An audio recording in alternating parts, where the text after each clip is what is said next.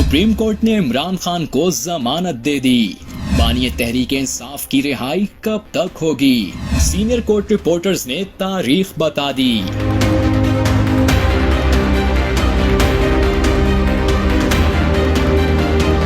तहरीक इंसाफ के लिए अच्छी खबर, सुप्रीम कोर्ट से बड़ा रिलीफ मिल गया। मुल्क की सबसे बड़ी अदालत ने इमरान खान को 9 मई मुकदमात में जमानत दे दी। लेकिन क्या इमरान खान फौरी तौर पर रिहा हो जाएंगे? और ऐसा है तो ये कब तक मुमकिन हो पाएगा?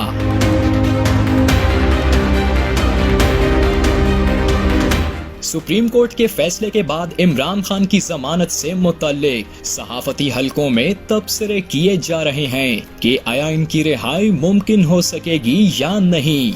माहिरीन का ख्याल है कि अगर किसी और मुकदमे में इमरान खान सजा याफ्ता नहीं तो 9 मई के मुकदमात में इनकी जमानत अटल है। वफाकी तहकीकाती इदारे FIA के साबिक अफसर सज्जाद मुस्तफा बाजवा ने समाजी राब्ते की साइट X पर एक पोस्ट में कहा कि जमानत और ट्रायल 2 अलग अलग मामलात हैं।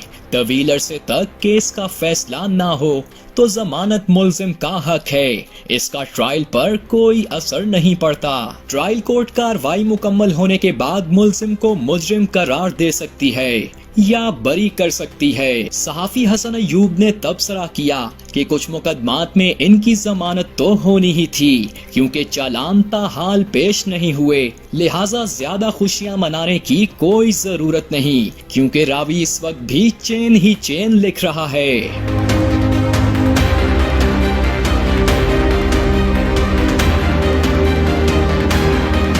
सहाफी फवाद अहमद ने लिखा, अल-कादर केस में सजा मौजूद है, यानी जेल से बाहर आने का फौरी इम्कान नहीं। 9 मई केस में जमानत मंजूर हुई, बरियत नहीं। सहाफी शब्बीर डार ने इमरान खान के जमानती फैसले से मुतल्लिक X पर लिखा कि 9 मई के तमाम मुकदमात में इमरान खान पर एक ही इल्जाम है।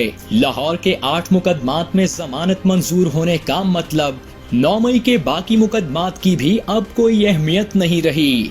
उधर तहरीक इंसाफ के ऑफिशियल अकाउंट पर इमरान खान के वकील सलमान सफदर की वीडियो शेयर हुई, जिसमें इन्होंने कहा कि अल-कादर ट्रस्ट केस 15 मिनट का केस है, अब हाई कोर्ट को अल-कादर केस की समाअत करना पड़ेगी।